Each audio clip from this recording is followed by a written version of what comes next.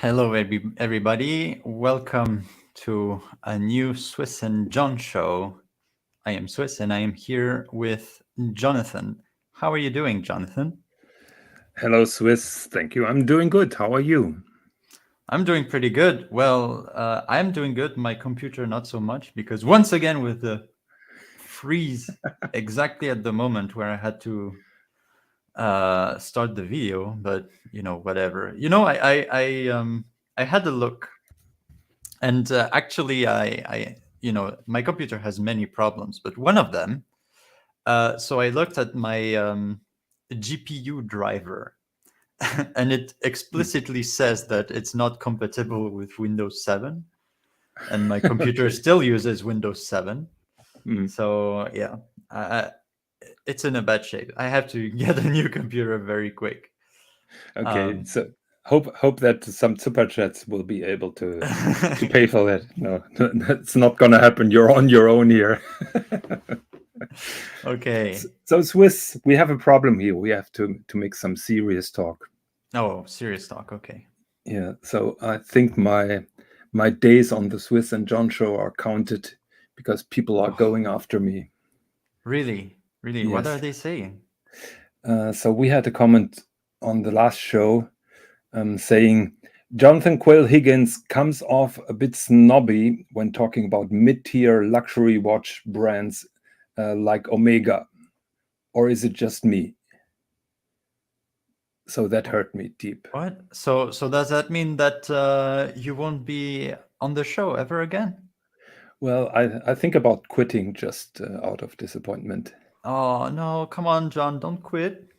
Hey boys, thank fuck for that. Hurry up and leave. Well, now we have two different opinions. Well, now you cannot leave because you might make Mr. GMT happy. Yeah, so I'm staying. I'm staying. Okay, Okay, decision very is good. made. I'm staying. I'm staying. No, but Excellent. to reply seriously to that comment, I'm sorry if I came over snobby against mid-tier watch brands. This is certainly not the case. I'm not the biggest Omega fanboy, but just to show that I have a heart for cheap watches, I had an incoming this afternoon just so I bought a watch 2 days ago, and that was 70 euros. And Do you want maybe, me to show it? yes, please. Okay, there we go. So this is the watch that I bought, that I got this afternoon. 70 euros. There is a story behind it. I'm trying Before you to tell your story, this is probably the best watch I've seen in your collection so far. thank you. So there is a story behind. I'm trying to get this story because I truly hate this watch. On the other hand, 2 weeks ago, I had an incoming of a watch in the Omega price range. It is not an Omega, but in a similar price range. So I'm fishing in those waters as well. Very good. So is it a nice watch or is it's a It's awful. it's awful. Okay. The case is plastic. The crystal is plastic, and most of the movement parts are plastic, Ooh. and it's just awful. Wait, we have a comment from the original OC. Greetings, guys. I'm battling a cold and resting in bed. So I'm counting on Jonathan's snobby elitist accent to help me fall asleep. I'm doing Yeah. my best, OC, and best wishes to you. Hope that you're getting better very soon. Yes.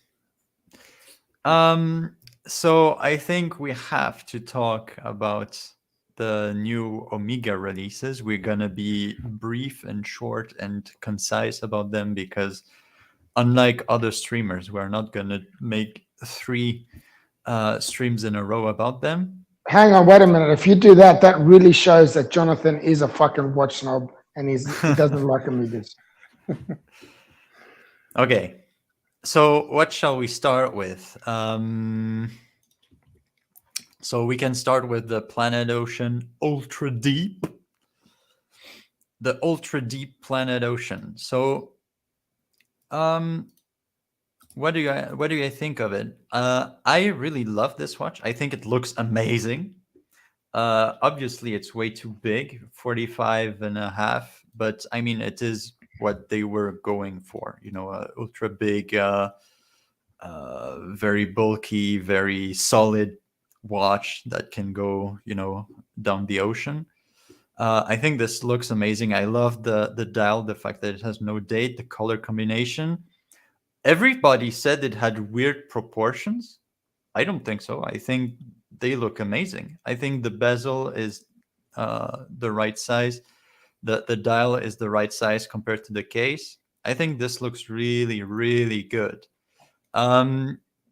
This is like the more civilian version, if I can say that.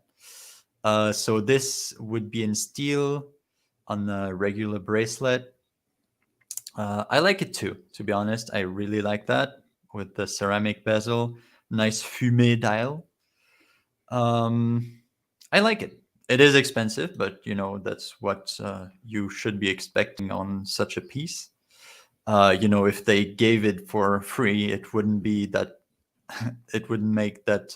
It wouldn't seem that luxurious. They want to have a luxury piece. So in my opinion, the Ultra Deep gets a thumbs up. What do you say, Jonathan? It gets a thumbs up from me as well, and I would like to have a more broader approach. So no. First of all, the Ultra Deep. Two or three things to put straight. So first of all, I absolutely love the titanium one. With the blue numerals, just like you're showing. This is exactly the color combination on that Halo watch that went deep into the Mariana Trench. I've heard many channels say, "Oh, thank God they left away the helium escape valve." Well, guys, if you seriously mean that, you have no idea about physics. This watch is water resistant down to 6,000 meters. So that means on every single component, on every single watch component, there is a pressure of 6 tons, 6,000 kilos.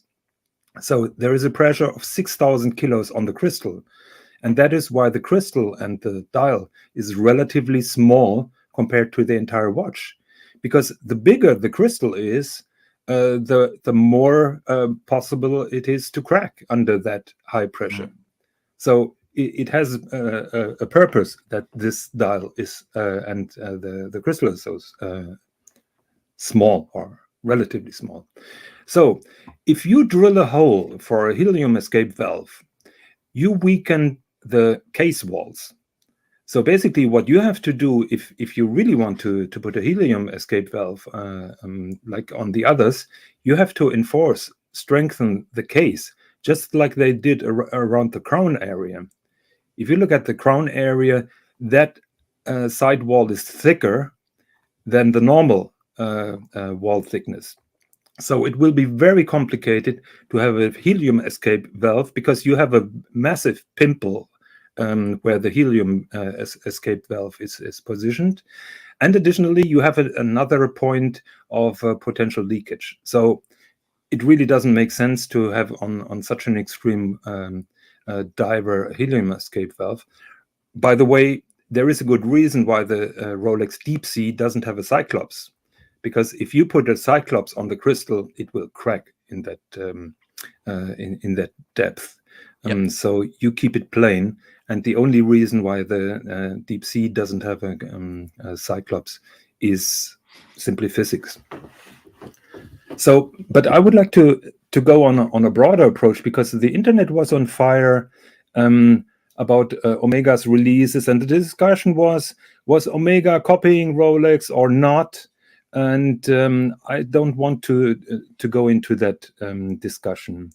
Mr. GMT defended Omega, basically saying Omega is fulfilling the demand, or is supplying the demand that is open because Rolex can't supply.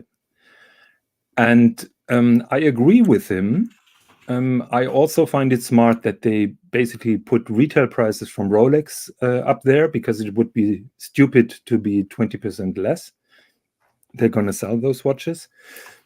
But in general, my question is, what does it say about a company that is number 2, that has been number 2, and wants to be number 1?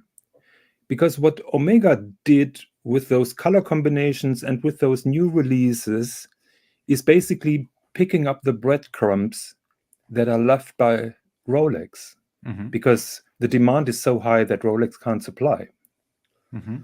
And in my opinion, that is not a good approach of getting number 1. That basically demonstrates that Omega is content staying number 2 and just go make some money, follow the money, and pick up the breadcrumbs. But by that, you're not getting number 1.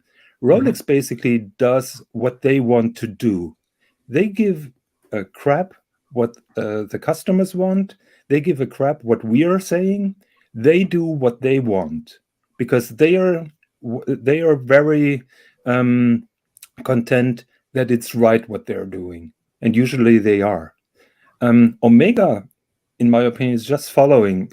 If you say it's copying, you can say that, but Omega is not creating trends, they are following trends, and that is really sad. Listen, and listen very carefully, okay? Very carefully. Who said that they wanted to be number 1? They just want to sell watches and be successful at it, okay? Now, why is Rolex a market leader? Why? Because they're good at marketing and they have a solid product. The marketing, more than anything, is what made Rolex what they are today. Besides, they've got a solid product. Second of all, they'll never be, Omega will never be able to catch them at the moment. At the moment, we don't know what's going to happen in the future, but at the moment, because of the way that things are and the way the hype is. So what they've got to do is, they're doing exactly what they need to do to actually sell watches. I personally think, and I don't care what anyone says to me, they're geniuses. They've marketed at the right price. Why you might think I'm crazy saying that is because they know they're going to get people trying to get discounts, and they'll give the discounts. But they're marketing it at the right price because they want to get the price that they want for their watches. Okay?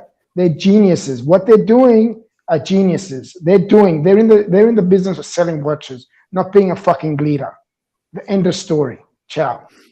If you're talking to Omega CEOs, everybody will tell you there that their goal is to become number 1 in front of Rolex. So it is basically not true that Omega is set to remain number 2.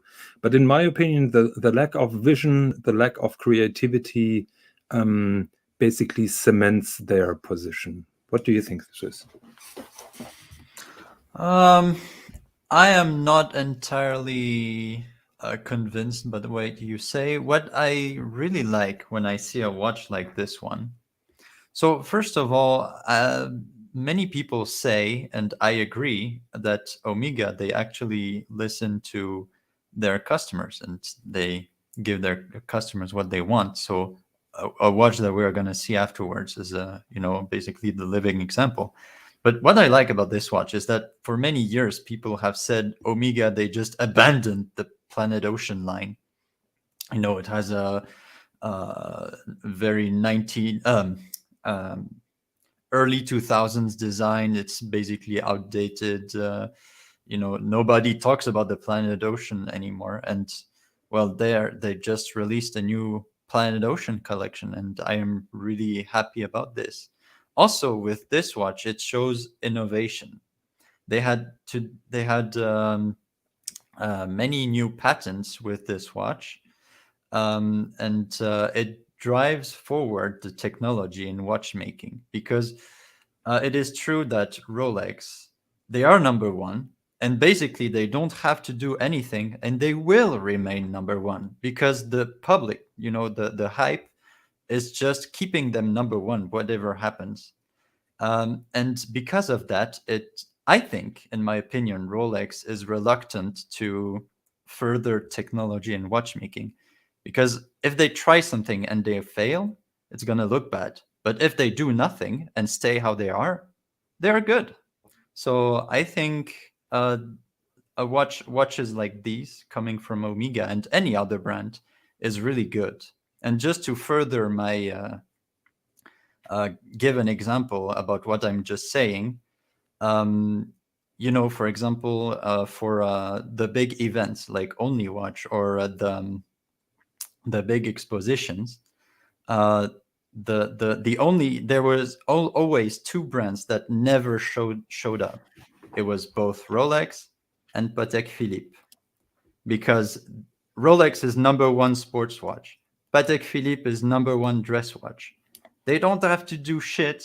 They will always stay number one as long as they are they keep the same direction as they are right now. And I think innovation Right. is always good. my Always friend. good. Awesomely said. Perfectly said. I couldn't have said it better myself. Well done. There's one point I disagree with you. The Ultra Deep is not an example of advancement in watchmaking. It is an advancement in case making, because the watchmaking is the same. Okay. So let's move on. Okay. Next one, the obvious one. So the Diver 300M Seamaster, now in green color. Everyone obviously is comparing it to the Hulk. I say it's more of a swamp green color, but It's I more really the like that Nautilus, watch. the green Nautilus color. The green Nautilus. So let's be clear. This is a regular 300M that is green, right? Yeah. Enough said. Yes. that is all I have to say. I mean, it will sell like crazy. It will sell like crazy. If you like the color, go get it. If you don't like it, don't buy it. I mean, you still have the other options. And to me, I never understand. I would understand, like, harsh criticism if they came out with this watch and discontinued everything else. Then I could see why people would get angry. But it's just a new option. If you don't like it, don't buy it. The other ones are still there. The only criticism I have for this watch is that it took Omega 12 years to make a green sports watch after Rolex introduced the Hulk. And? They released it at the right time. Perfect time. Yeah, they released 12 it years too late. at the right time. No, it's not. It's perfect. Because the hype is real. Yeah. They didn't cash in the money for 12 years. Who cares? It wouldn't sell for 12 years until now. Now that green is the absolute hype color with the sky blue, it is the right moment to come out with this color, in my opinion. Well, the Hulk hype is longer than a couple of years now, so they should have brought it earlier. But I get your point, and let's agree to disagree. I totally agree that it will be popular, and I see wait lists for this particular model. But do you think they should not have came up with this watch? Oh, absolutely! They should have come up with this 6-7 years ago. Okay, that is my point. Good. Now, the Speedmasters. Beautiful. So wait, let's start with the moon watches. Now in solid gold, what they call the moonshine gold. Both in green, how do you call it? Green face, green dial, and green bezel, and also in panda version. So yellow gold dial panda version with black bezel. What do you think of those watches? Look, this is a perfect example why Rolex is leading, because they came up with the Daytona with the green dial, and nobody really had that on their radar. And at first it was not a success. Then the hype train started. Now people are going crazy, and now Omega is doing the same thing. I'll give it them that they didn't. It didn't take them 12 years. But this is a prime example how Rolex creates trends and Omega follows trends. It's a beautiful watch. I particularly like this color combination. It's beautiful. Same price like a Daytona. So yeah, the market will decide if they love it or not. Yeah, I like this watch very much. With the other bracelet, it would be even more my favorite. Yeah. So that is my favorite one. This is People really call good it looking. the Panda. Yeah, this is really good looking. I really like that watch. And you can, well, maybe you can see it, maybe you can't. It actually says AU 750 on the dial. Oh, it's a gold dial. I didn't know that. Yeah. Okay. Oh, that is neat. Yeah, that is. Are you fucking blind or what? The only thing, the only thing that this watch should have is a 3-2-1 movement. Oh, I agree 100%. I mean, this sticks out like a sore thumb, in my opinion. If they had the 3-2-1, come on. Yeah. If they had the 3-2-1 movement, it would be a fucking beautiful watch. Yeah, but they have to distribute 1,000 or 2,000 3-2-1 movements. So just make more of them. I mean, I'm not sure if that is so easy. It is. When you're Omega from Swatch Group, it is. I think they're simply lacking the watchmakers. They have streamlined their production, also the movement production to a degree. No. That's what they say. It's not what is actually happening. No. I disagree. Okay. So yeah. So is the green dial also a gold dial? Sorry for asking. Mr. GMT will freak out because I don't know. Wait. Where's my green dial? Here. So it doesn't say on the dial itself. Moonshine gold. Wait, has a sunbrushed green PVD step dial. Bezel ring in gold. Well, Sarah gold, whatever this is. So the bezel is in gold ceramic, and the dial, it just said that it's green PVD. Yeah. I don't see where. So probably it's not gold, because otherwise they would have mentioned it. Yeah. There is a question: is it compare the 3861 movement and the 321 on screen? I guess that. Wait, let me try to do that. So let's go on Google. Wait, let me do it on the other screen. So just before you continue, while you're trying to find that, I personally think these watches are gorgeous. I take my hat off to them. Would you buy them? Gorgeous. Look, if I had the money, yes. I don't have the money, so that's just the only thing that's keeping me from buying them. But would you rather buy this one or the Lange 1 moon phase, Mr. GMT? Come on, that's a no-brainer. You fucking for real or what? Why are you fucking putting me on the spot like that? Yeah, but it's the same amount of money. It is 50,000 Aussie dollars, so in my opinion, it's a legitimate question. Listen, if I had the money, I'd buy both. No, personally. But if you had the money only for one, of course it's the Lange, the moon phase. Okay. What do you think? Thank you. You proved my point. All right, you made your point. All right, shut up now. So there you have it. On the left, you have the 3861. On the right, you have the 321. Yeah. So not only the 321, in my opinion, is better looking, it has the history behind it and heritage, which to me it's much more appealing, and I would say to the fanboys and collectors alike. Just look at the cam lever and the column wheel, and you know it all. Yeah. Okay, let's move on to the steel Speedmaster in 40.5. Okay. Yep. So let's go with that one. And then you have some colors behind it. But okay, so this is a more vintage looking Speedmaster 57 coaxial master chronograph, 40.5 millimeters. So what do we think about this? I think it's really good looking. I especially like the bracelet. The bracelet and case, aesthetic combo. I think it looks really good together. 2 subdials, date at 6 would be even better without the date.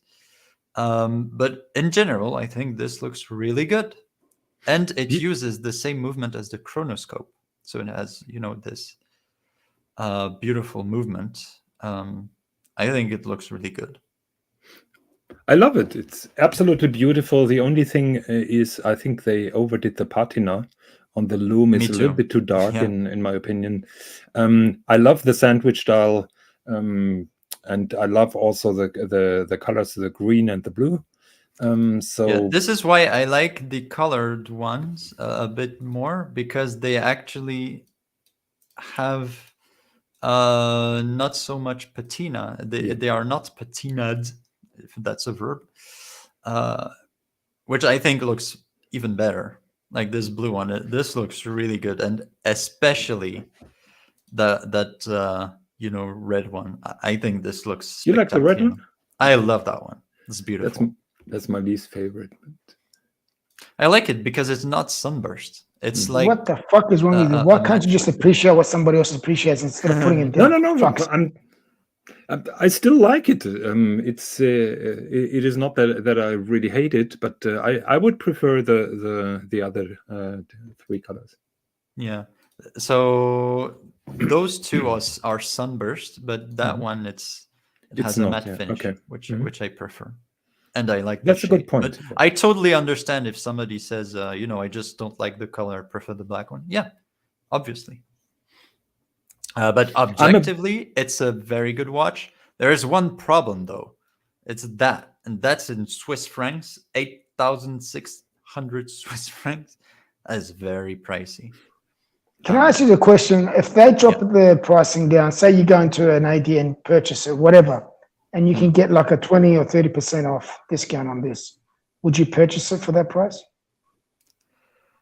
Me especially? Yeah, say if just saying, do you think people would purchase it? It is too big for Swiss. No, but I'm just saying, if someone wants to buy it. Speedmaster fanboy.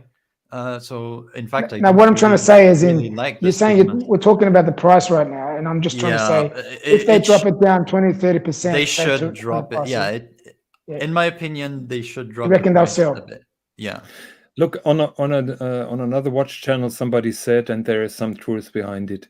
A Speedmaster is usually, or in our mind, is a $4,000 watch.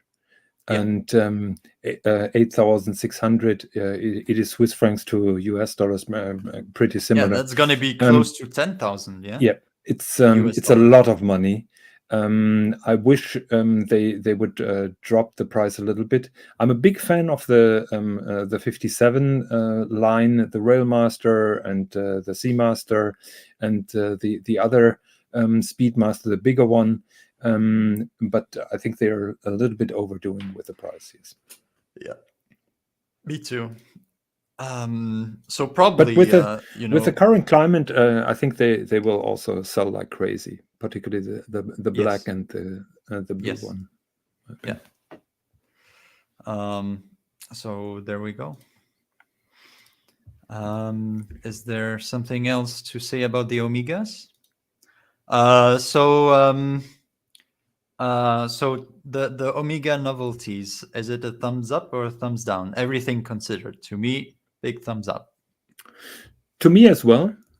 Only the pricing is getting a little bit high. Yeah.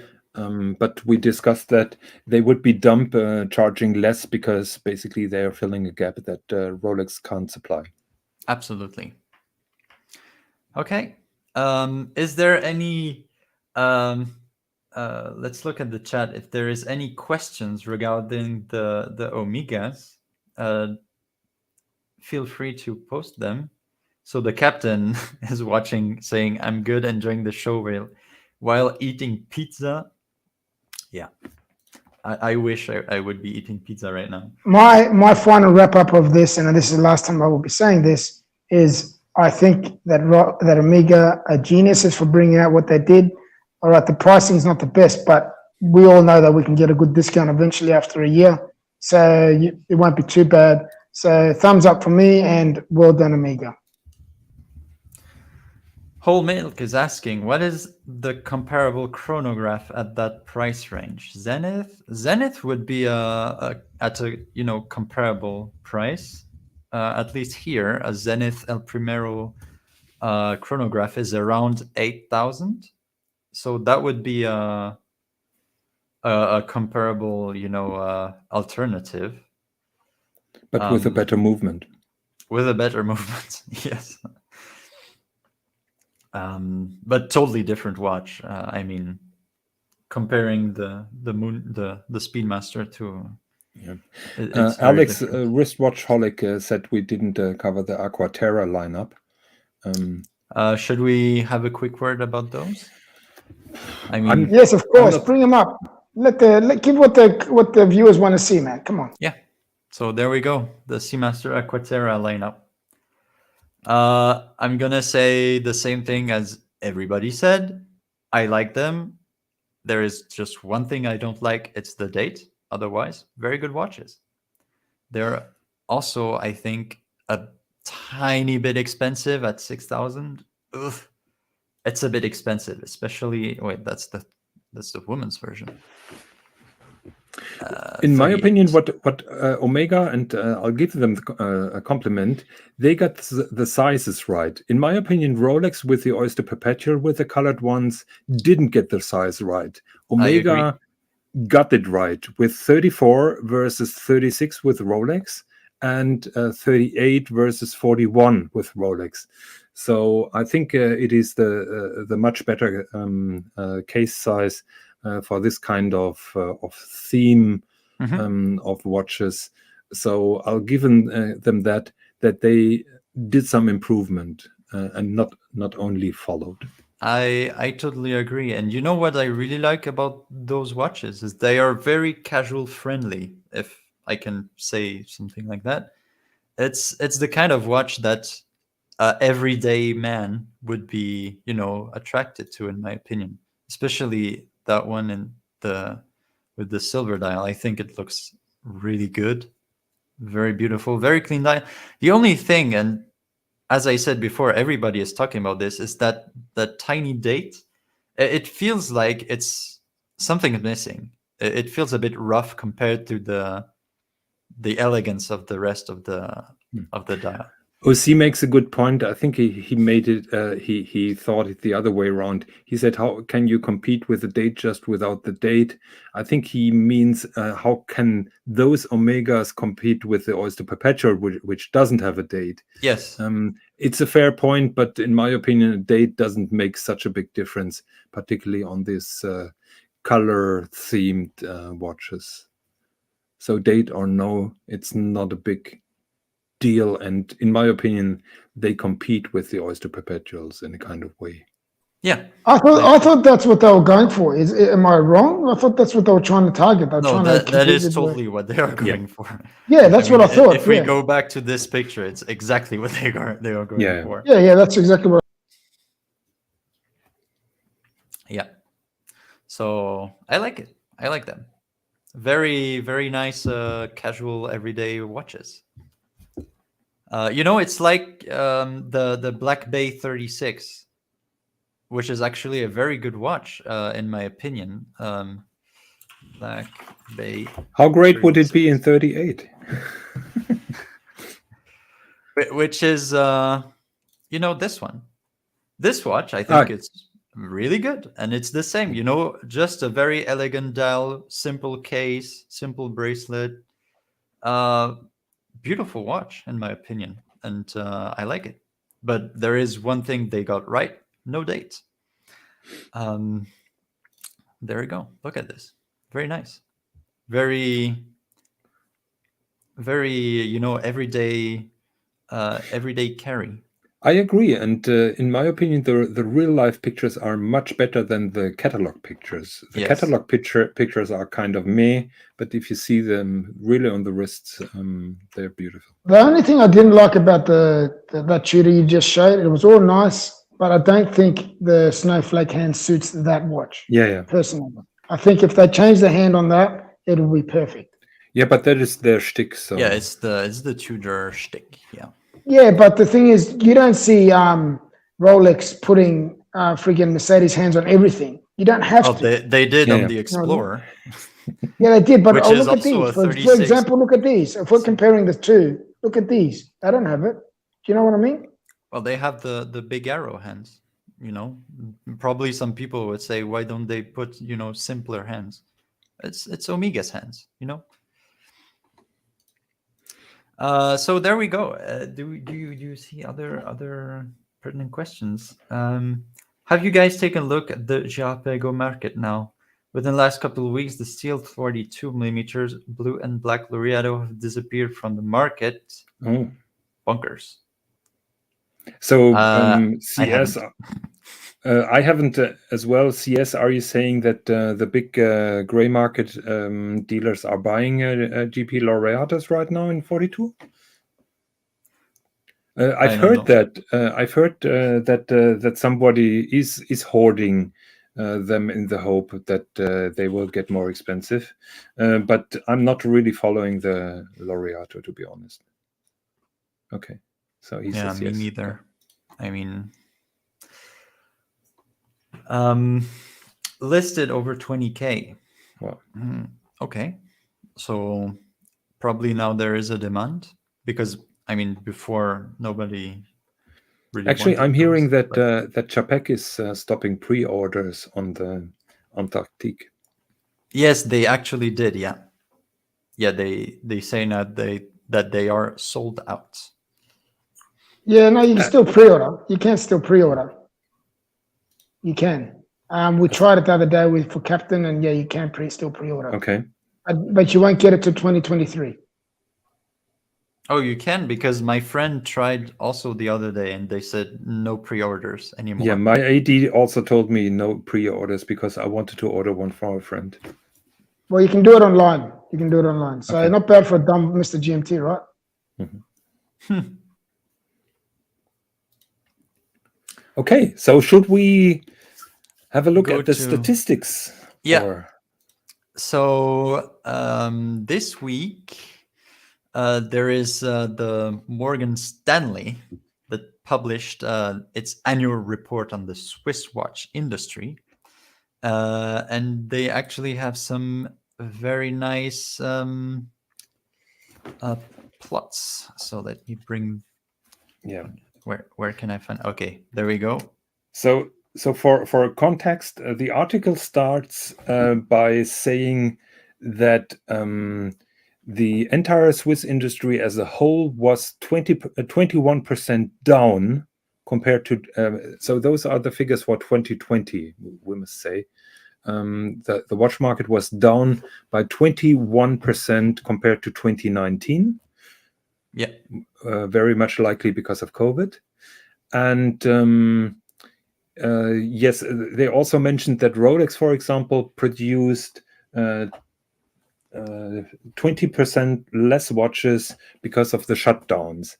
So that just gives you an idea how sensitive their manufacturing is to lockdowns. You would imagine with all the machines and everything, they could compensate. But obviously, they don't have enough manpower just to compensate those lockdowns. And this is why my theory is also Omega doesn't have enough watchmakers for the 3-1. But that is spilled milk. I know that you want to disagree with me once again. Okay, so yeah, so actually, those numbers. So the numbers is that so these are retail numbers, okay, nothing to do with what happens, in the gray market or whatever. All of those are retail numbers. And actually, Rolex have close to a third of the market, just for Rolex. This is absolutely crazy, in my opinion. Yep. And just to show you how far ahead compared to everyone else, the next two, Cartier and Omega, they only have about 7% each. And if you add in Audemars, Longines, Patek, all of those combined, they don't even come close to Rolex. Rolex, yes. I mean, look at here. You have a pie plot. Look how massive the But that Rolex is business 2020, as far as I know. Yes. So the interesting point is that Cartier now overtook Omega in 2021, which is quite remarkable. Yeah, you can see here the image that is passing around, which is. I personally think now with the new watches that Omega brought out, they will be ahead. I personally think. Yeah, we'll see. What is also remarkable is how AP jumped up.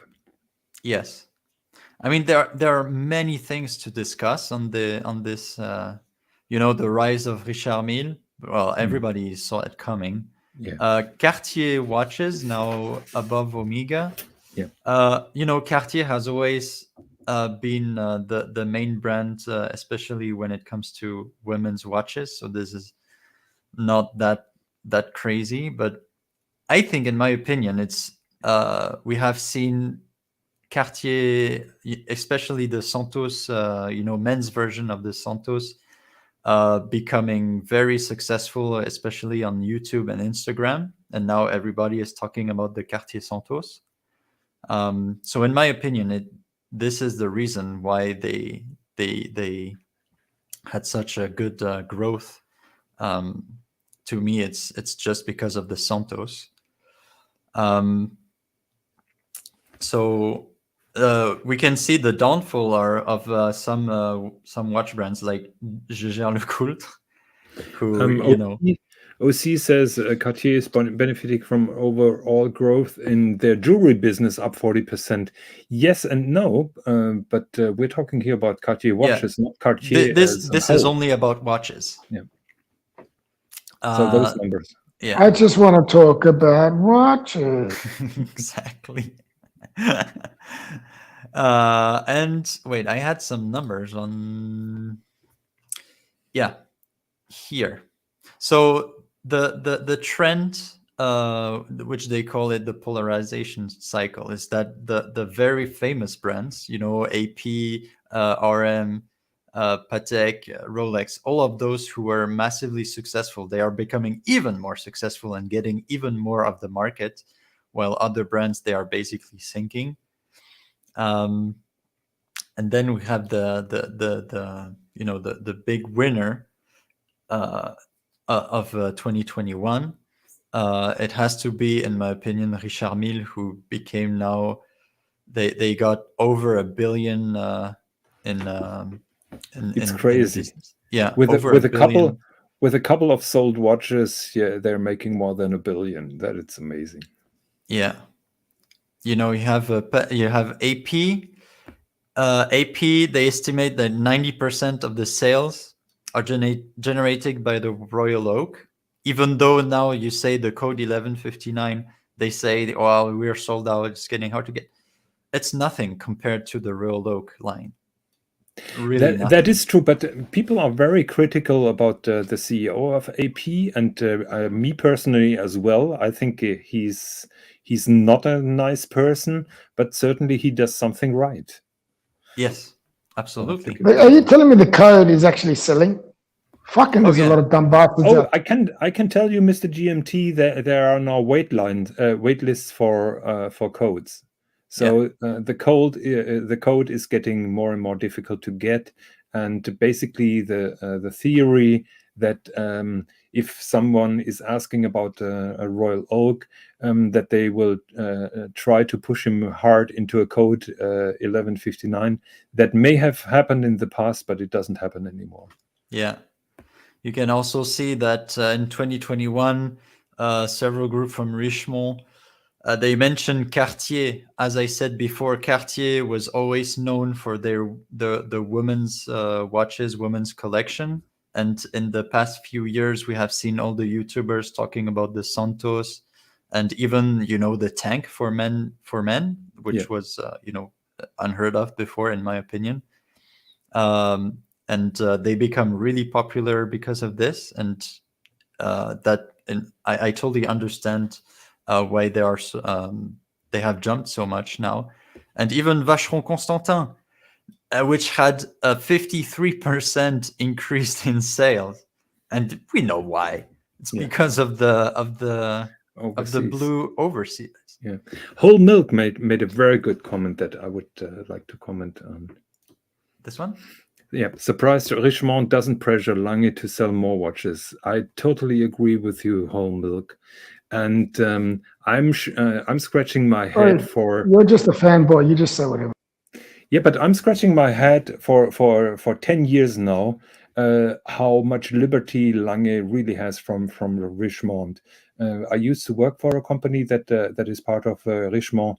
I know how companies are getting pressure, but obviously Lange can do whatever they want. They are not pressured to buy any movement from the group or participate. They can cut numbers. Everything's okay. So it's really mind-blowing how well Lange is being treated by Richemont.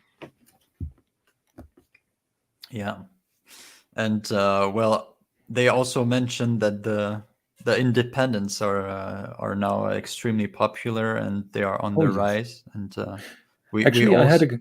I had a conversation with Alex from Sven Andersen the last week, and he told me that he will have to tell clients soon that they have to wait for their items. So he's starting wait lists now as well, because business is going so good for him. He has so many orders that he can't supply. Yeah, and I think you can see it especially on this graphic. Here you have the up there you have the part in volume, so how much watches physically sold in percentage, and down there are class ordered with the price and how much it represents of the total. And you can see that over $50,000, and that would be all the independents, right? Over $50,000, it is about 0.1% in volume, but they represent more than 10% of the overall business. Boom, of the Swiss watchmaking Hey industry. boys, I'm falling asleep here. We're gonna move on because it's getting close to the hour mark. Yeah. So Swis, can you please post the link to this article in the comments so that people who want to get a little bit deeper into the topic, for example, OC, may be happy to do some soul readings on the numbers. Sure. Well, you can just obviously many websites had their own say on the matter. Just Google Morgan Stanley watches and you will find it. Okay. Yeah, I just found this, researching, I just found this article. So there's the guy called Gay who wants to, to start his own brand with his name. Obviously, Gay Frère and the Gaulet. It's a very tight knitten society within the watch. I pray they do that and they get the gay watches. I want to see the gay watches. Yeah, me too. Okay, but Gay Frère is a very reputable. Yes, company. They are extremely.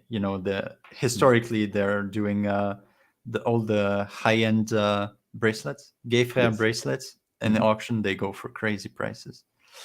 Well, that was just for the joke. So shall we go to the next topic? Yes, please. So we wanted to talk about. So we have 10 minutes left. We wanted to talk about the Moritz Grossmann, especially their tremblage. The watchmaking art that is called tremblage is actually what they used to the mean of doing such a pattern on the dial. So from very far it looks like, this is gorgeous. Yeah, it looks like it's sandblasted, but if you look, it is not. It's actually made entirely by hand, and this must be the most you need patience. You need patience and skill, and this, yeah. I don't even know how long it should take to make one of those, but it has to be crazy. So I've been in touch with Moritz Grossmann. Mhm. Moritz Grossmann was a very famous watchmaker, and he was very famous with the watchmaking school in Glashütte. Yeah. And basically it is a reborn brand. It has been bought by a family, and Mrs. Hutter is leading the company. What I absolutely love about their watches are the hands. You know, I'm a big Grand Seiko fan, and I love their hands and their dials. But I have to say, Moritz Grossmann is putting the hands on a totally new Yes. level. They have, And in my opinion, Moritz Grossmann has the best hands in the industry. Like, yes, you know, and you did Here, share some have a look. photos. That is So yeah, pornographic, I would say. yeah, this is absolutely beautiful. And you can see here, Yeah. it's someone So finishing the hand. yeah, if you think this is stamped out, people are basically filing those hands down by hand. Yes, they are filing down by hand. Look how small it is. Yeah. You have to just, and you make just a wrong move, just one wrong move, and it bends Yeah. the hand. It bends because it is Yeah. thin like a hair. It's Absolutely. mind blowing. It's absolutely crazy, and I totally love their hands. And now this tremblage dial is putting the entire company to a new level. This is the bluing process, the Yeah. oxidation of the under Yeah. a flame. Yeah, and we were talking about the tremblage, so it is the technique that is used to make this dial pattern.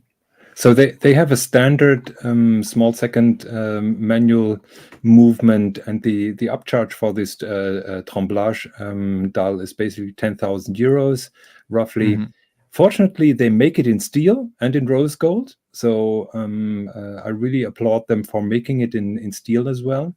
Like you said, this tremblage is basically an engraver master is moving in different direction with very small cuts, but very with precisely. a burin, and he has to make The everyone. question I reckon everyone's thinking is, what does this retail for? I think 30K it was. No, wait. I think it's a little bit more in euros. Yeah, no, retails for 30K euros, so it would be around 40. Oh yeah, US. 31. Yeah, okay.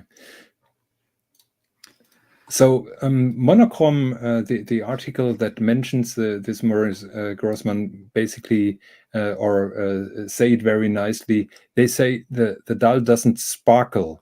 They say the dial glistens, and I think that puts it well. Yeah. If you think that those numerals and those letters are applied, you're totally wrong, because basically what they do is they take a plate of German silver, and then they start grinding out those numerals and those letters and that track, the minute track and everything, and then the master engraver works on the tremblage. So basically that relief is being done before, and it's basically a negative engraving. Yes. What they do. Absolutely. So it's like if he's digging into the dial. Yes. And I think. Now that's impressive. That is impressive. The Lange, they also do this kind of technique for the Handwerkskunst. Yes, Handwerkskunst has similar dials. I have the feeling that the same people are behind that, because it's basically a similar technique, and this is something really special. You can't find it anywhere else, and this is just fantastic. It wouldn't be shocking that the same people would be working on it. Yeah, I'm hearing that Lange says they are doing them in-house. And Moritz Grossmann told me that they have a specialist in Glashütte working on that. Yeah, you can not see sure here if- once again the tiny grooves, Yeah. hand applied, and they basically dig around each letter, so that in the end the letter they seem popping out. But yeah, actually, that is impressive. The only thing I see popping out is something else, and it's not.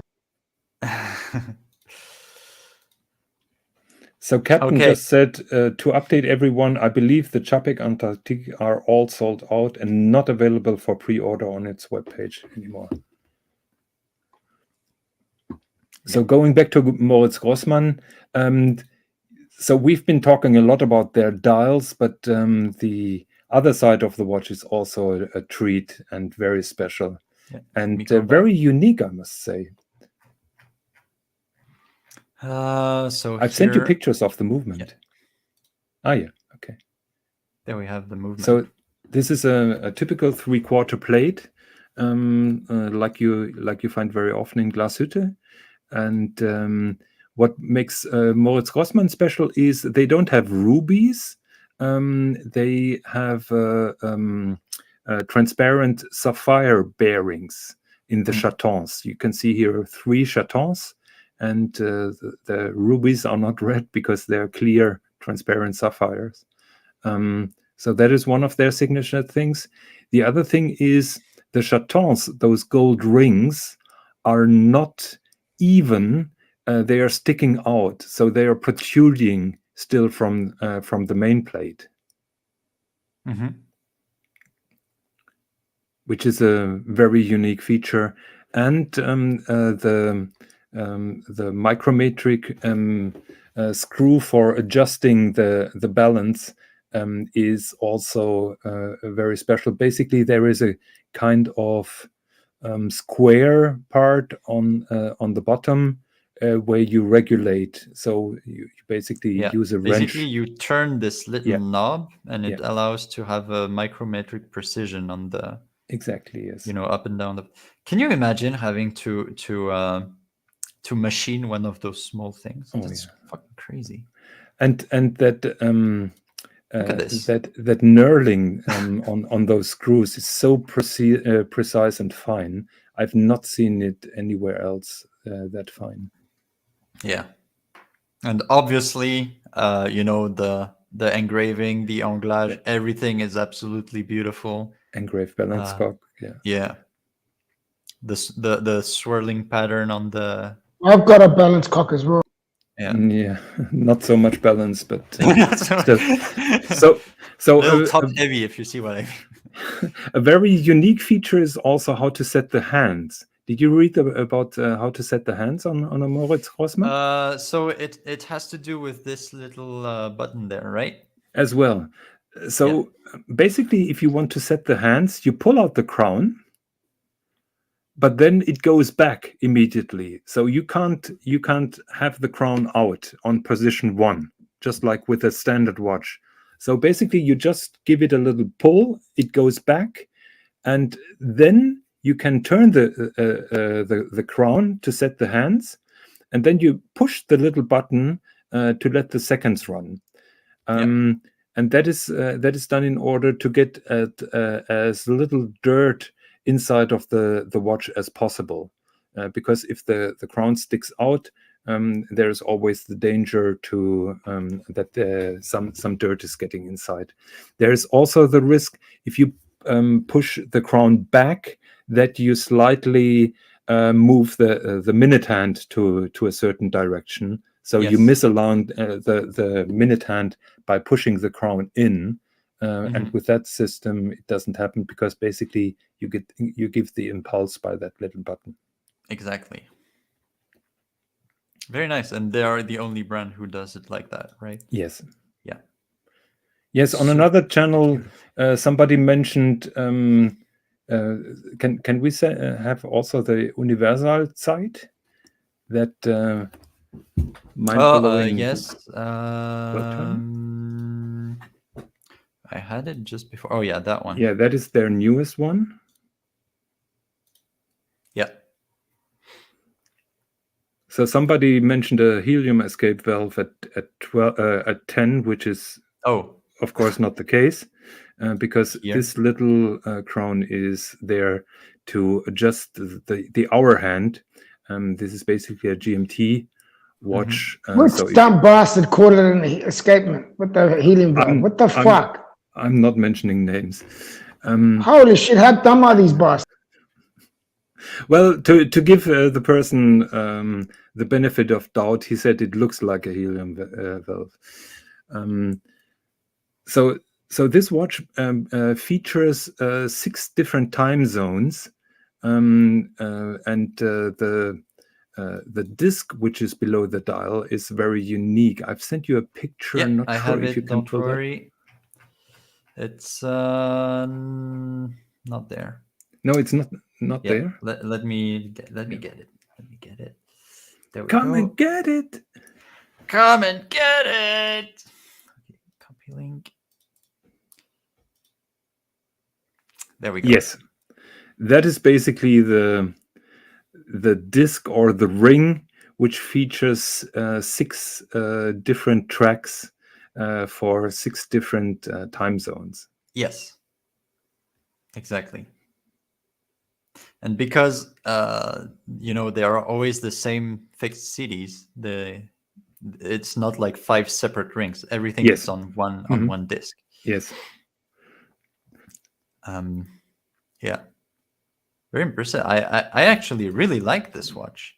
It's absolutely beautiful in my opinion, and I really like that display of the hours. I think this is amazing. You know, compared to having to read that, on the peripheral. Yeah. Which can get really confusing really fast. And you have 6 different time zones at a glance, basically. Yeah.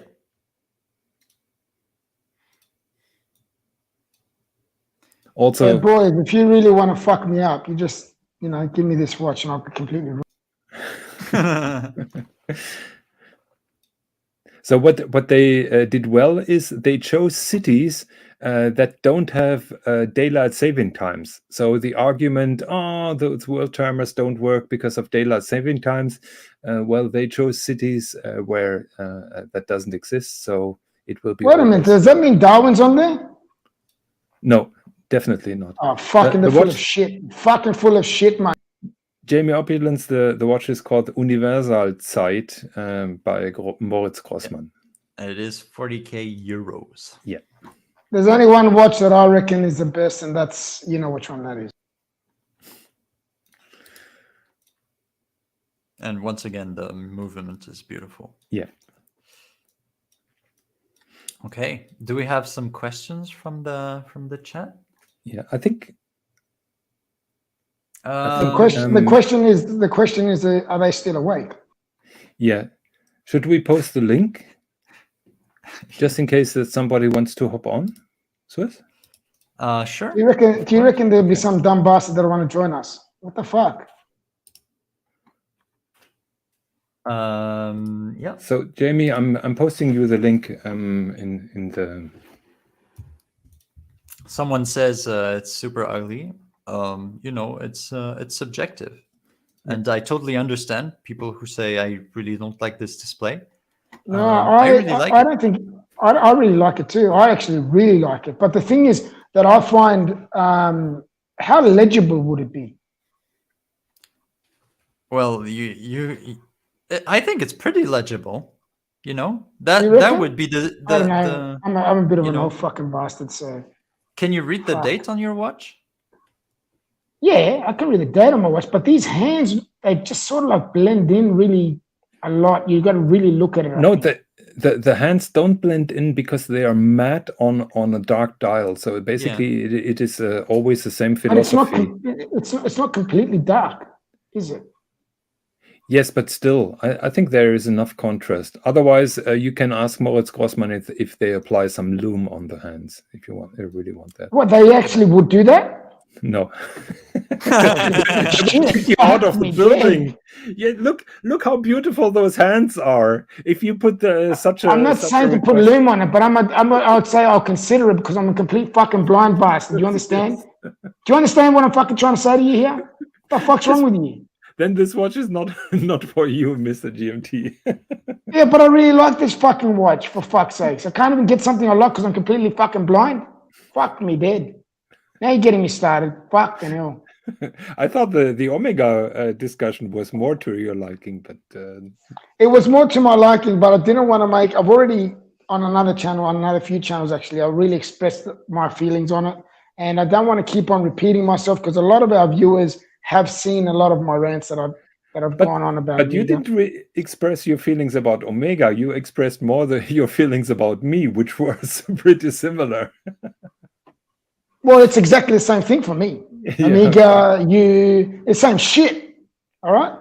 So what I think is very identical because you are always so negative about Amiga, and then poor Amiga is copying it. So I've got to give it to you because you're giving it to Amiga, and vice versa. All right. Okay. Okay. So Chris, yeah. You know what I want to ask everyone? We had a conversation earlier on today about what is an old uncle's watch? What is classified? As an Oh old dear uncle's God! watch? Again, this discussion. All right. Can we please And- mute Mr. GMT? So, GMT, to answer your question, what is an old uncle's watch? Just look at whatever is on your wrist, and you have the answer. Yes, exactly. Ha ha ha ha! Is that all look- you have to say? What do you want me to say about a stupid fucking answer like that? I'm just Googling old uncle watch. Yeah. Yeah, look what comes up. And- What comes up? Yeah, yeah. Look what it comes up. Look. Not my watch.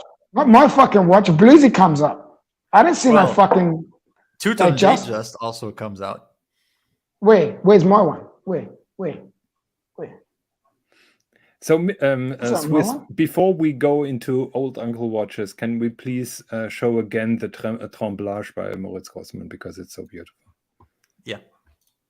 Now you know what? This is gorgeous. Do you know what? When I'm about 70 years old, I would really love to wear this watch. Yeah.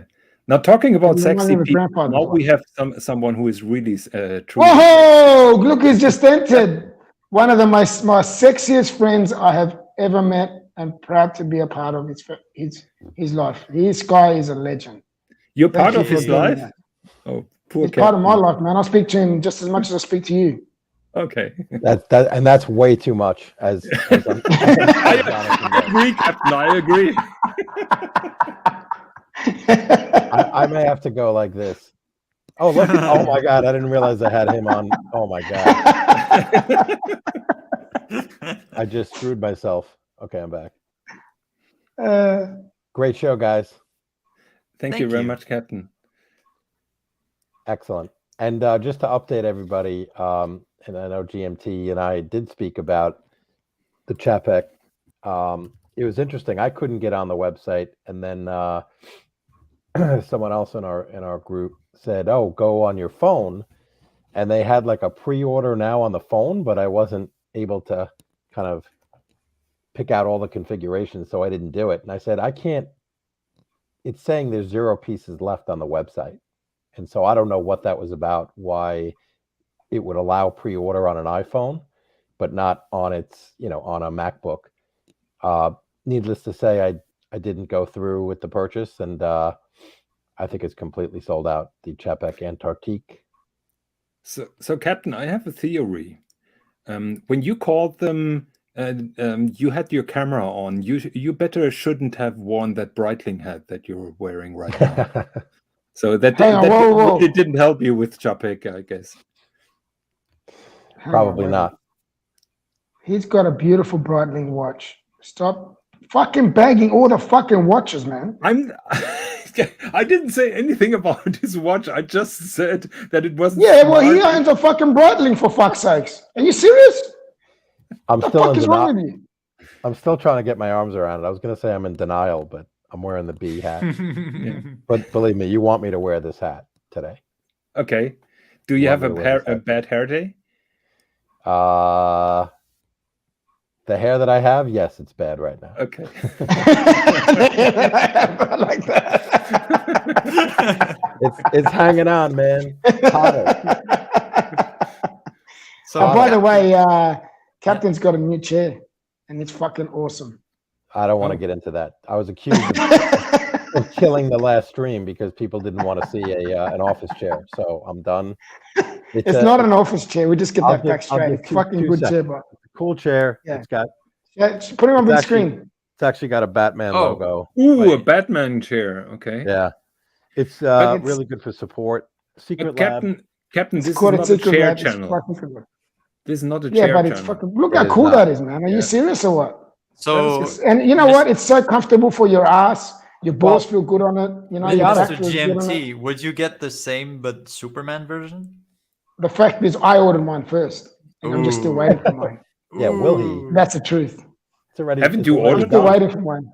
Mr. G. Yeah, I ordered one. Yes. Yeah, Yes, okay. I did. Yes. But to be fair, I have now a customer complaint in because the armrests wiggle by about an inch. It's like a gaming chair, but Yes. you know, I was told these, and it's a great chair otherwise. And we do a lot of streaming, and then I also, you know, work when I'm not streaming. So I'm in this chair all the time. So it's kind of related to, you know, our hobby and what we do. You know, both work and for entertainment. Yes, we moving on. Agreed.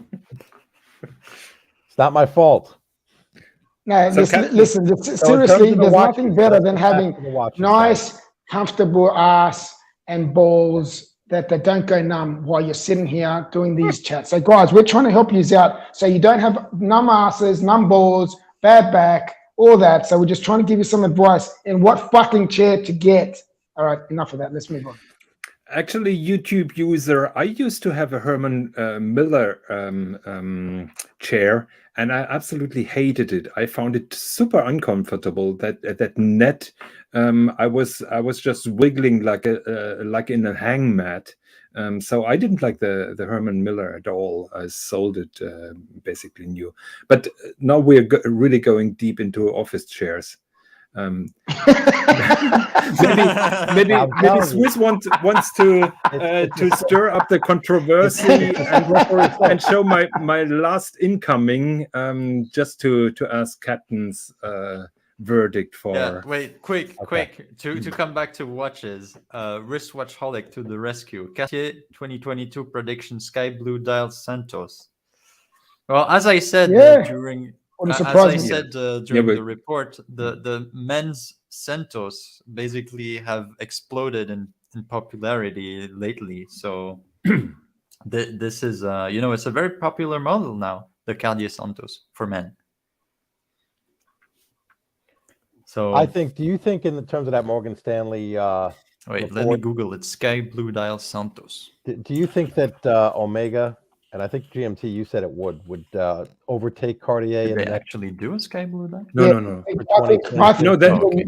that is his wish for 2022. Okay. Okay. I'm thinking that they got a good chance to overtake Cartier this time around because of the range of watches they have. Right. That's just my personal. Look, everyone's entitled to their opinion, you know. So Well, I mean, they have such a large range, but I guess Cartier has almost a monopoly. but on the they're ladies market. actually, yeah, or they're feeling the demand for what people are asking now. So that's why I think they've got a chance. I could be wrong, man. I'm only human at the end of the day, but that's just what I think. Yeah, it's a beautiful Yeah. watch. I love the Santos. Santos isn't our good friend Burbs. He's Birmingham. He's got is it a Santos he's got? Yep. And Yeah, he went it's with gorgeous, the medium gorgeous. because his wife, he said, I guess that was the So Swiss, the you arrangement. should close that big window because it's a replica. Oh shit. Oh shit! Oh shit! I thought it was a mock-up. Yeah, it's a Chinese website. Ew. Ooh. Oh shit! Now we know what you do, Swiss, in your spare time. So talking about the blue dials, can you pull up my latest incoming Swiss? Yeah. That one. Oh yeah. I've seen this before. Yep. We were looking at this. I don't know if it was on an after chat. This is absolutely gorgeous. Yes, it is. Absolutely incredible. And I guess you could explain the He's selling dial it. He's selling it. Cap is selling it. Yeah. So the and dial the lacquer? is No. porcelain dial. porcelain. Actually. Japanese porcelain. Yeah, which is And- very, very unusual because it's very fragile porcelain. And the highlights in the middle and on the border, that is basically because the material is getting thinner. Yeah. So it looks like it's loomed.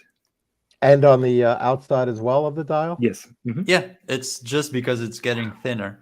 And to me, the real crazy part is that you see these indices and the Creedor logo, it's actually hand painted.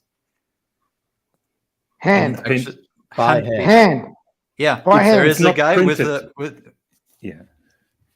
with a brush, and he Yes. does it by hand. Yes. Like, Jesus. can you imagine? That's an incredible blue. That's I mean, incredible. I would have to say that. So we always talk about the overseas. Yeah, but this one blue is even dials. better because Right. the overseas is basically a sunburst blue with a crazy amount of lacquer on top of it. Yes. Where this one, it's really like a piece of porcelain. Yeah, it's one piece. It's not painted, is Right, it? It's a right. porcelain piece. Right? And is there someone in what is it, the Micro Artist Studio? Yes. Yeah, that it is a micro micro artist. artist studio. And that is not an imperfect minute hand. I think it's only a reflection.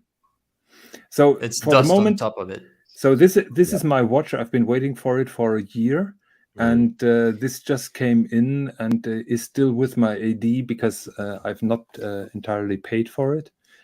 So I'm scratching the money together just to get it paid.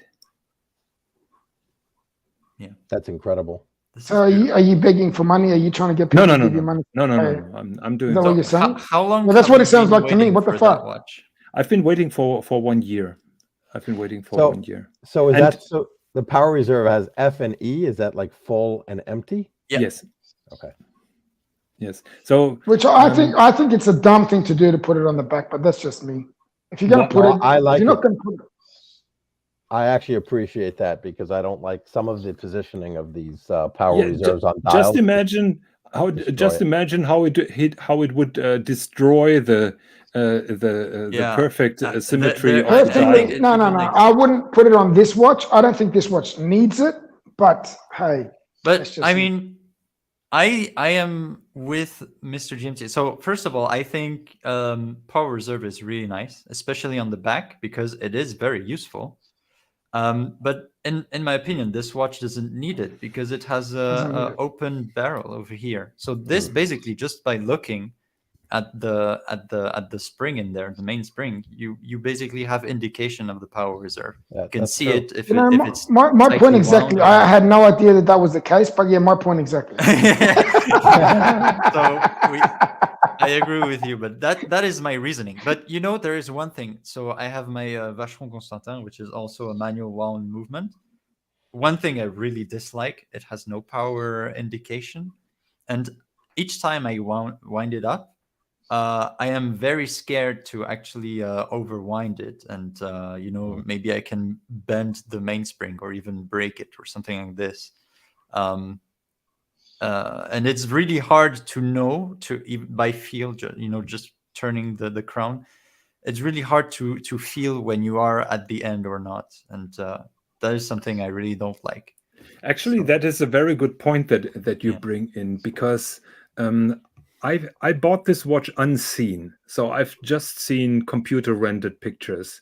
I only handled the watch with the white dial once when I was at the Grand Seiko boutique in London, and it was so wrapped up, and they wouldn't let me open it, so I couldn't play around with the watch. What Grand Seiko or those micro artist studios watches have is a so-called torque return system, which means when the mainspring slips at the end, that energy is not lost, that is transferred into the mainspring. And I have no idea if that ends or if it slips at the end, then after it had the torque return. So I can't tell you right now. I will tell you when I have the watch in hands. Yeah. So that is the one with the white dial, which is quite. Wait, there is one with the power zero. Oh, that is Oh. the first. That is the first generation, and they learned a lot from the first generation. Yeah. The first generation, I think, was 32 or 33 millimeters, very small. They had Arab numerals in relief in that porcelain as well, and it was not perfect. The finishing of the movement was not perfect as well. Yeah. So there was a question in the comments. Are they still limited to 20 pieces? So let me start by explaining what the Micro Artist Studio is. So basically, you have the Seiko company, and Grand Seiko is a subdivision of Seiko, and above all those are the 10 best watchmakers of Seiko, probably the best 10 watchmakers in Japan, and they work in the Micro Artist Studio, and they are set to make 20 to 50 pieces per year. That is their output per year. So you get an idea how rare they are. And the Micro Artist Studio is producing for 2 labels. First of all, some Grand Seikos are micro artists, and the Crador are also some of the Crador watches are also micro artists. Can you pull up a picture of a movement, because there is a little logo which identifies the micro artist? Yeah, it's Here, that. yeah, that is wait, a little logo. We could see it before. Yeah. And those watchmakers That are one right highly there. yeah. Those watchmakers in the Micro Artist Studio are highly respected worldwide. Philippe Dufour is working together with them. They have a very friendly relationship, and the finishing of those movements you can't find any better on any other brand. Yeah. So Philippe Dufour actually went to their studio so he could teach them how to do the absolute best finishing. It's really crazy. And as I said before, those dials, they're actually hand painted. So there is actually only one guy in the world who can paint That is those dials crazy. for Credor. That's fucking So crazy. that's a big limitation just because of that. Respectably Lad has a question that I would like Jonathan to answer. Oh, where's the question? Right there. Is this an old uncle's watch? Well, you decide, respectively late. I would say with the white dial, it could be very conservative. In my opinion, the blue dial just gives it the edge out of the old uncle's region. What do you think, Swis? I actually, the funny thing is, I agree with you. I know this is fucking really rare for me to agree with you, but I fucking agree with you. That's what I gotta say. This is gorgeous. This is really nice. What is really funny is I know 3 other members of, and I'm pretty sure all 3 are watching, who are also waiting for the blue Crador Aichi. And I wonder if they got theirs. I've sent them messages, and I haven't heard back from them. So I'm curious if any. You know why you haven't heard back from him? Because they're probably thinking this motherfucker just got his and we're still yes, waiting. they're now annoyed that I'm the first. Yes, yes.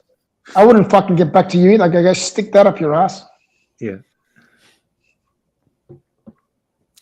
But I still love you. Did you pick this up, Jonathan, or was it delivered? No, not yet, because I haven't entirely paid for it. I've paid 50% down when I ordered it, and now I have to pay the rest, and I'm still scratching some money up, and I will do the payment in the next couple of days. Yeah. What do you think, Captain? Actually, Jonathan's watch. I think it's beautiful. I think I think you made the right choice with the blue, no question about it. This is the one to get.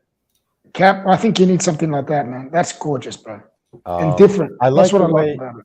Yeah, and there's absolutely no connection in terms of marketing or branding with the Seiko or Grand Seiko name. And you know you're going to have a unique piece. That's another thing. Yeah, very few people would know anything about this Yeah. watch.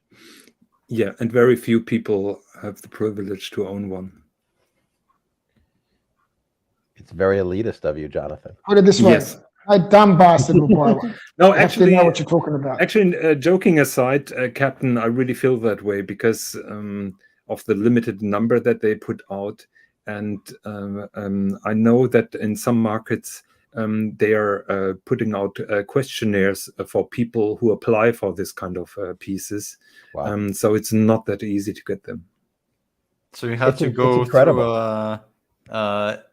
FBI agent going through all your files just to see if you're Yeah. worthy of the brand. Look, my guess is we're always talking about scarcity and supply and demand. I'm really surprised that it only took me 1 year to get it. And so if... I love the strap on there too. Oh, come on. Not another strap color discussion, please. What sort of strap is that? That is quite nice. What sort of strap is that? Actually, I don't like it because it's a glossy strap, and I'm But that's not what a I big like fan. about it. Well, Because there's you the don't one- like it. I There's like the one. it. There's the More one now. next to it though. If you pull up that picture, that we just had up. So is that strap the same as the one on the white with the blue, or is that just a reflection? 'Cause that I would looks a say little more yes. matte. Okay. No, but probably that is the black strap on the white dial and the blue strap on the blue dial. I think on the blue one, I'm nice. Either silver, like a grey color strap would go nice with it as well. A what do gray you guys color? Are you out of your mind? What do you mean? No, Yes, he is. actually, Aaron in Montreal, Aaron Bespoke made me a matte, a little bit more navy blue strap for this particular watch with gray stitching. Mhm. And I'm talking That's with nice. Russell. That sounds good. I'm talking with Russell because he's a big fan of those Jean Rousseau straps with the platinum weaving or the gold weaving. Hmm. So Isn't John Rousseau in the States? I think he's in Switzerland, but he has a I might be boutique in London and in New York, as far as I know. Okay. Yeah, that's a reason to get those Mings because they have Jean Rousseau straps on. Yes, the Mings. exactly. straps, Yeah. yeah. Mhm. He's Yeah, supplying. that's Jean not the Rousseau. reason to get them. Just get the facts straight, because you're not going to buy a watch just for the strap. Holy No, shit! with the latest release, that might be the reason to get them. That's exactly what I was saying. Yeah. Oh yeah. Yeah, I really don't like the latest release. I reckon they're Because pretty I sad. passed on the first one, and I think Jonathan, you were on a stream. You were on Perth stream with the first Friday's release. Yeah. But I didn't buy one. Look, New York boutique. Yeah, thought so. No, but you're right, Mr. GMT. We're just, I'm just joking with the strap. So Whole Milk says I should put that Credo Aichi on a NATO strap. GMT is bringing his A game today. Is it your morning or evening? On a NATO My strap? morning. It's my morning. Why are you saying that? I don't know. You seem like you're pumped up. I'm pumped up for what? I'm always pumped show. up, but what are we talking about here? I think show. also he's quite aggressive towards me. So yeah. Listen, can I tell you something? Jonathan really knows how to fucking turn me on. Yes, I know. Right? That's what I got to say. I love you too, Mr. GMT. Swis, I think it's time to roll the titles. Yes, let's get this ball. Let's close just this up. one last thing. So Wristwatch Holic is asking, strap talking, did you buy the new strap for your VC? So first of all, it's not for my VC, it's for the Gégère Le Coultre. And I would get my strap from this guy. He's called Atelier du Bracelet in Geneva, and he makes all the fancy straps for all the independence watch brands. And it's basically the the European version of Aaron Bespoke. So Swis, I have a question. Yes. Wristwatchholic was saying, Peruka, did you buy the new strap? Why are you replying for Peruka? Well, I have to, because Peruka is not here right now. Okay. So Okay. someone has to answer this question for him. Obviously, it's not me. I get it. Okay. So yeah, but yes, I am in touch with the guy. That's why Peruka is getting one for the VC. You're not getting one for the VC. That's why. No, I don't know what the I'm fuck you're getting into mine for Peruka. the. He's talking I about said- Peruka getting one for these VC. For fuck's sakes, can't you guys get shipped straight here? True. So there we go. Who cares about your Jojo Lacoon? Fuck. Well, so this being said, I think we are done for tonight. Yes. I will post the links once again if anybody wants to join us for the after show. I would like to That's when thank. things get serious. Yeah. That's when things get serious, boys. That's what I have to say about that. I would like to thank everybody for joining us. Thank you, Jonathan. Thank you, Mr. GMT. And also thank you to the captain. My for joining captain, us oh today. captain, I legend. hope Thank- you enjoyed thank you. our show. Thank you, everybody in the chat for interacting, and I hope you enjoyed it. And I would say see you next time. Of course, you can ask any question in the after show. Yes. Yes. And I'm I'm remember, just posting the link. And remember, always stay sexy. Please, no office chair talk. none. Okay. Bye, everyone. Ciao.